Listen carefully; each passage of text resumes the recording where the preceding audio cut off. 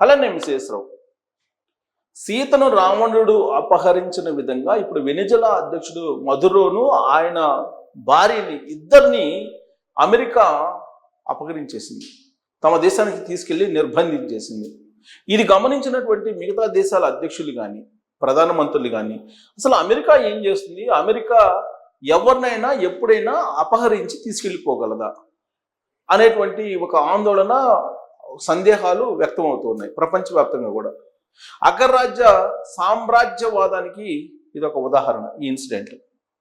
దీన్ని చూసిన తర్వాత క్యూబా అధ్యక్షుడు కానీ లేదా మెక్సికో అధ్యక్షుడు కానీ వీళ్ళు భయపడుతున్నారు. అమెరికా టార్గెట్గా చేసినటువంటి కంట్రీస్ కొన్ని ఉన్నాయి, మెక్సికో, క్యూబా, వెనిజులా ఇలాంటి వాటి. వెనిజులాకి సంబంధించి సైనిక చర్యను చేపట్టింది అమెరికా. ఎందుకు చేపట్టింది, ఏ కారణం చేత చేపట్టింది, ఎందుకు వెనిజులా అధ్యక్షుడిని నిర్బంధించింది, దేశం నుంచి తీసుకెళ్ళింది అనేటువంటి సందేహాలు వస్తున్నటువంటి క్రమంలో అసలు గగనతలానికి సంబంధించి అన్ని దేశాలు ఇప్పుడు రక్షణ వ్యవస్థను పెట్టుకున్నాయి. ఏదైనా డ్రోన్స్ వచ్చినప్పుడు కానీ లేదంటే బెలూన్స్ వచ్చినప్పుడు కానీ ఇమ్మీడియట్గా వాటిని ఐడెంటిఫై చేసి వాటిని పేల్చేసేటువంటి సిస్టమ్ను పెట్టుకున్నాయి అన్ని దేశాలు కూడా ఇప్పుడు ప్రపంచవ్యాప్తంగా. వెనిజులా కూడా అంతరిక్షానికి సంబంధించి ఆకాశంలో ఒక రక్షణ వ్యవస్థను ఏర్పాటు చేసుకుంది. ఇప్పుడు అందుకే అమెరికా కూడా గోల్డెన్, అందరూ ఐరన్ డోమ్ ఏర్పాటు చేసుకుంటుంటే అమెరికా గోల్డెన్ డోమ్ ఏర్పాటు చేసుకోవడానికి కూడా ప్రయత్నం చేస్తుంది. అదే ఇజ్రాయెల్ ఐరన్ డోమ్ ఉంది. అలాగే ప్రతి దేశం కూడా ఇలాంటి ఆకాశం నుంచి వచ్చేటువంటి వాటిని, గగనతలం నుంచి వచ్చేటువంటి కనిపెట్టి వాటిని పేల్చేసేటువంటి సిస్టమ్ని ఏర్పాటు చేసుకున్నాయి. మరి వెనిజులా కూడా అలాంటి సిస్టమ్ని ఏర్పాటు చేసుకున్నాయి. మరి అమెరికా విమానాలు వచ్చి వెనిజులా అధ్యక్షుని తీసుకెళ్లిపోయేంత వరకు మరి ఆ దేశానికి సంబంధించినటువంటి రక్షణ వ్యవస్థ ఏం చేస్తున్నట్టు? గగనతలంలో అమెరికా విమానాలు వస్తుంటే వాటిని గమనించలేదా అని అంటే మనకు గుర్తొచ్చేది పాకిస్తాన్ వ్యవహారం. పాకిస్తాన్లో అప్పట్లో ఆల్ ఖైదా అధినేతగా ఉన్నటువంటి బిన్ లాడెన్ ఉన్నాడని తెలుసుకున్నటువంటి అమెరికా అక్కడికి వచ్చి పాకిస్తాన్కి వచ్చి పాకిస్తాన్ నుంచి బిన్ లాడెన్ని తీసుకొని పోయి మధ్యలోనే ఖతం చేసేసి ఆయన్ని సముద్రంలో పడేసిందని చెప్పి చెప్తూ ఉంటారు. మరి ఆ రోజున వరల్డ్ ట్రేడ్ సెంటర్ని ఆల్ ఖైదా కూల్చేసింది. ఆల్ ఖైదా అధిపతిగా లాడెన్ ఉన్నాడు. లాడెన్ పాకిస్తాన్లో తలదాచుకున్నాడని చెప్పి తెలిసి అమెరికా విమానాలు పాకిస్తాన్ వచ్చి పాకిస్తాన్ సైన్యానికి, పాకిస్తాన్ ప్రభుత్వానికి తెలియకుండా లాడెన్ని తీసుకెళ్ళిపోయి చంపేశారు. సేమ్ అలాగే ఇప్పుడు వెనిజులాకు సంబంధించి వెనిజులా అధ్యక్షుని కూడా తీసుకెళ్లారు. కాకపోతే ఇక్కడ చంపలేదు వెనిజులా అధ్యక్షుడిని, ఆయన భార్యని నిర్బంధించారు. మరి ఇది చూసిన తర్వాత క్యూబా, మెక్సికో దేశాలు అలాగే అమెరికా వ్యతిరేకిస్తున్నటువంటి దేశాలు ఏవైతే ఉన్నాయో అవి భయపడుతున్నాయి, ఇప్పుడు ఆందోళన చెందుతూ ఉన్నాయి. ఐక్యరాజ్య సమితి జోక్యం చేసుకుంది. అమెరికాలో ఉండేటువంటి కొంతమంది ట్రంప్ వ్యతిరేకులు మరి రష్యా అధ్యక్షుడు పుతిన్ని కూడా అలానే చేస్తాడా ట్రంప్? ఒకవేళ పుతిన్ కనుక ఇప్పుడు ఉక్రెయిన్ అధ్యక్షుడు జెలెన్స్కీని కూడా అలానే చేస్తే ట్రంప్ ఒప్పుకుంటాడా? ఇలాంటివన్నీ కూడా వినిపిస్తూ ఉన్నాయి ప్రపంచవ్యాప్తంగా. రష్యా, చైనా ఇవన్నీ కూడా వ్యతిరేకిస్తూ ఉన్నాయి ట్రంప్ చేసినటువంటి నిర్వాకాన్ని, వెనిజులా అధ్యక్షుడిని తీసుకెళ్ళిపోవడాన్ని. ఒకవేళ ప్రపంచ దేశాలు కనుక ఇప్పుడు ప్రశ్నించకపోతే రాబోయేటువంటి రోజుల్లో అమెరికా అధ్యక్షుడు, అమెరికా సామ్రాజ్యవాదం ప్రపంచంలో ఉండేటువంటి ఏ దేశానికి సంబంధించిన అధ్యక్షుడిని కానీ ప్రధానమంత్రిని కానీ తీసుకెళ్లేటువంటి అవకాశం ఉంది. అలాంటి సంకేతాలు ఇవ్వడానికి అమెరికా చేస్తుందా ఈ విధంగా? అప్పట్లో బిన్ లాడెన్ని తీసుకెళ్లి చంపినప్పుడు అమెరికా అధ్యక్షుడు ఒబామా ఉన్నారు, ఇప్పుడు ట్రంప్ ఉన్నారు. అసలు ట్రంప్ విధానాలు, ట్రంప్కి సంబంధించినటువంటి నిర్ణయాలు అక్కడ ఉన్నటువంటి ప్రజలే వ్యతిరేకిస్తున్నారు, అమెరికా ప్రజలు. అంతేకాకుండా ఎప్స్టీన్ అనేటువంటి ఫైల్స్ బయటకు వచ్చాయి. లైంగికపరమైనటువంటి ఆరోపణలు ఎదుర్కొంటున్నారు ట్రంప్. ప్రపంచవ్యాప్తంగా ట్రంప్ చేసినటువంటి నిర్వాకాన్ని ప్రశ్నిస్తున్నటువంటి, చర్చించుకుంటున్నటువంటి సమయం.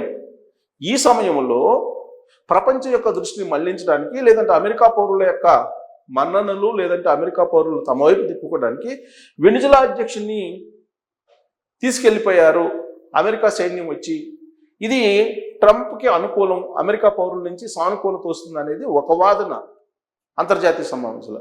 రెండవది ఏంటంటే వెనిజులాలో ఉండేటువంటి ఆయిల్ కంపెనీలు ఏదైతే ఉన్నాయో అవి అపారమైనటువంటి ఆయిల్ నిక్షేపాలను కలిగి ఉన్నాయి. వాటిని సొంతం చేసుకునేందుకు అమెరికా పన్నినటువంటి ఒక కుట్ర. అందుకే వెనిజులా అధ్యక్షుడిని తీసుకెళ్లిపోయారు అనేది ఇంకొకటి చెప్తూ ఉన్నారు. అంతేకాకుండా అమెరికా ఇక నుంచి వెనిజులాని పరిపాలించడానికి సిద్ధమైంది, పూర్తి సైనిక చర్యలకు పాల్పడింది.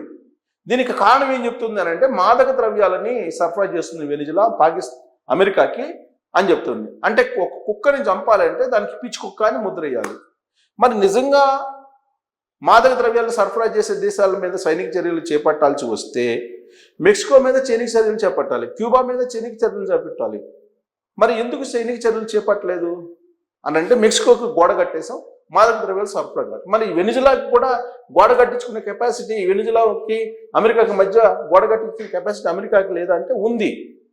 కానీ అక్కడ ఉన్నటువంటి ఆయిల్ కంపెనీల మీద అమెరికా కన్నుబడింది. అందుకే ఇప్పుడు వెనిజులా అధ్యక్షుడిని తీసుకెళ్లిపోయి నానా రకాలుగా నిర్బంధించి హింస పెడుతూ ఉన్నారు. ఇది అంతర్జాతీయ సమాజం ఖండిస్తూ ఉంది. ఐక్యరాజ్య సమితి కూడా ఖండించేటువంటి ప్రయత్నం చేస్తుంది. కాకపోతే ట్రంప్ ఐక్యరాజ్య సమితిని పట్టించుకోడు, అంతర్జాతీయ సమాజాన్ని పట్టించుకోడు.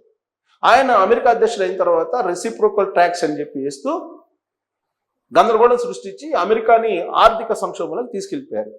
దాంతో అక్కడ ఉన్నటువంటి ప్రజలు ట్రంప్ని వ్యతిరేకిస్తున్నారు. అనతి కాలంలోనే అత్యంత వ్యతిరేకతను తీసుకొచ్చుకున్నటువంటి అధ్యక్షుడు ఎవరైనా అమెరికాలో ఉన్నారంటే ట్రంప్. దాని నుంచి బయటపడటానికి ఈ వెనిజులా లాంటి సంఘటనలకు పూనుకుంటున్నారనేది మరొక అభిప్రాయం ఉంది. దీని మీద రకరకాల కథనాలు వస్తున్నాయి. వాటిలో నేను కొన్ని చదివి వినిపిస్తాను. సో వెనిజులాపై అమెరికా దాడి, శుక్రవారం అర్ధరాత్రి తర్వాత రాజధాని కారకాస్పై బాంబులు, అధ్యక్షుడు మధురో ఆయన సతీమణి సిలియా నిర్బంధం. వెనిజులాపై సైనిక చర్య తప్పదని కొన్నాళ్లుగా చెప్తూ వస్తున్న అమెరికా అధ్యక్షుడు ట్రంప్ అన్నంత పని చేశారు. శుక్రవారం అర్ధరాత్రి దాటిన తర్వాత అమెరికా సైన్యం ఆపరేషన్ అబ్జల్యూట్ రిజాల్వ్ పేరుతో వెనిజులాపై భీకర బాంబు దాడులతో విరుచుకుపడింది. ఆ దేశ అధ్యక్షుడు నికోలస్ మాదురోను ఆయన సతీమణి సిలియా ఫ్లోరిస్ను నిర్బంధంలోకి తీసుకుంది. అమెరికా సైన్యం ఈ మొత్తం ఆపరేషన్ అత్యంత సమన్వయంతో అరగంటలోనే పూర్తి చేయడం విశేషం. సైనిక చర్య విజయవంతమైందని మదురోను సిలియాను యుఎస్ఎస్ ఐవో జీమా యుద్ధ నౌకలో న్యూయార్క్కి తరలిస్తున్నట్లు ట్రంప్ తన ట్రూత్ సోషల్లో పేర్కొన్నారు. మదురోను తన సైనికులు నిర్బంధించడం ప్రత్యక్ష ప్రసారం ద్వారా టీవీ షో చూశానని ట్రంప్ తెలిపారు. తర్వాత కొద్దిసేపటికే మదురో కళ్ళకు గంతలు కట్టి బేడీలు వేసి తీసుకువెళ్తున్న ఫోటోను ట్రంప్ విడుదల చేశారు. ఈ దాడిని వెనిజులా ఉపాధ్యక్షురాలు డిల్సీ రోడ్రిగేజ్ ఖండించారు. ఇది తమ దేశంపై జరిగిన సామ్రాజ్యవాద దాడిగా అభివర్ణించారు. అమెరికాలోకి మాదక ద్రవ్యాలను అక్రమంగా రవాణా చేస్తున్నట్టు ముఠాలకు మదురోనే నాయకుడని ట్రంప్ చాలా కాలంగా ఆరోపణలు గుప్పిస్తున్నారు. మదురోపై మాదక ద్రవ్యాల అక్రమ రవాణా ఆరోపణలతో 2020లో న్యూయార్క్ దక్షిణ జిల్లాలో కేసు నమోదైంది. అప్పటి నుంచి ఆయన అమెరికాకు మోస్ట్ వాంటెడ్గా ఉన్నారు. శనివారం అర్ధరాత్రి దాటిన తర్వాత 1:30 కారకస్పై అమెరికా సైన్య యుద్ధ విమానాలు సాయుధ హెలికాప్టర్లతో విరుచుకుపడింది. ముందుగా సైనిక స్థావరాలపై బాంబుల వర్షం కురిపించింది. ఆ వెంటనే అధ్యక్షుడి నివాసంపై దాడి చేసి మదురో దంపతులను అదుపులోకి తీసుకుని మెరుపు వేగంతో దేశ సరిహద్దులు దాటించింది. ఏం జరుగుతుందో తెలుసుకునే లోపు రాత్రి 2 గంటలకల్లా ఆపరేషన్ ముగించి అమెరికా మిలిటరీ తమ స్థావరాలకు వెళ్ళిపోయింది.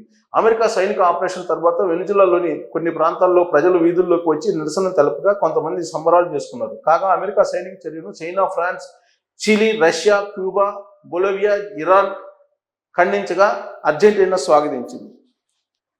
డ్రైవర్ నుంచి దేశ అధ్యక్షుడి స్థాయికి, ఇప్పుడు మదురో డ్రైవర్ నుంచి ఒక సామాన్యమైన జీవితాన్ని ప్రారంభించి ఆయన వెనిజులా అధ్యక్షుడి స్థాయికి ఎదిగారు. సో ఇంతకీ ఎందుకు అమెరికా వెనిజులా మీద కన్నేసింది అని అంటే, ఇది అసలు లక్ష్యం చమరే. వెనిజులా అధ్యక్షుడు నికోలస్ మదురోను ఆయన నివాసం నుంచి అమెరికా సైన్యం శుక్రవారం రాత్రి నిర్బంధించి తీసుకుపోవడంపై ప్రపంచవ్యాప్తంగా మిశ్రమ స్పందన వ్యక్తమవుతుంది. మదురో తన దేశంలో డ్రగ్స్ కార్టెల్స్ను నడుపుతూ అమెరికాలోకి అక్రమంగా మత్తు పదార్థాలు రవాణా చేస్తున్నారని ఆ దేశం ఎప్పటి నుంచో ఆరోపిస్తుంది. అయితే అసలు కారణం అది కాదని, వెనిజులాలో ఉన్న విస్తారమైనటువంటి చమురు, గ్యాస్, బంగారం నిల్వను దక్కించుకునేందుకు మదురోను గద్దె దింపిందనే విమర్శలు కూడా వినిపిస్తున్నాయి. ప్రపంచంలో అత్యధిక చమురు నిల్వ ఉన్న దేశాల్లో వెనిజులా ఒకటి.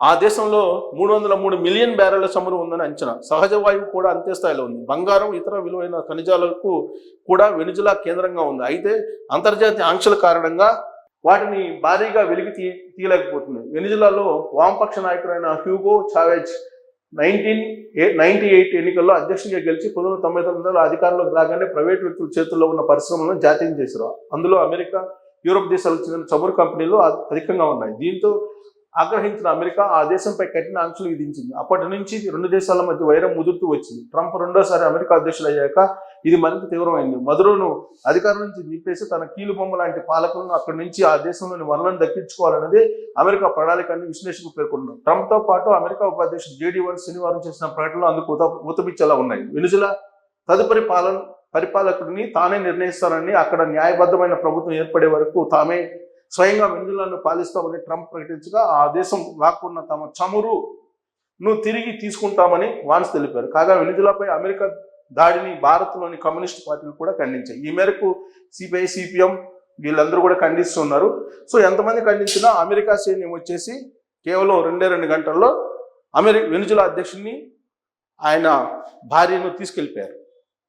మరి ఇప్పుడు వెనుజులాలో అమెరికా పరిపాలన సాగుతుంది. దీనికి కారణం ఏంటంటే చమురు, బంగారం, సహజ వాయు నిక్షేపాలు ఉన్నాయి, వాటిని సొంతం చేసుకోవడానికి అని చెప్తూ ఉన్నారు. మరి ఈ సంఘటన భారతదేశంలో ఉండేటువంటి వాళ్ళు కొంతమంది వ్యతిరేకిస్తున్నారు, కొంతమంది గప్చిప్పని కాముకుంటున్నారు. భారత ప్రభుత్వం ఇంతవరకు అధికారికంగా దీని మీద స్పందించలేదు. బట్ చైనా, అలాగే రష్యా ఇవి మాత్రం ఖండిస్తూ ఉన్నాయి, ఇరాన్ ఖండిస్తూ ఉంది. రాబోయే రోజుల్లో ఏ దేశాలకు సంబంధించినటువంటి అధ్యక్షులు ఇదే స్థాయిలో తీసుకెళ్లే అవకాశం ఉంది అమెరికా అనే దాని మీద మీరు కామెంట్ ఇచ్చి. Thank you.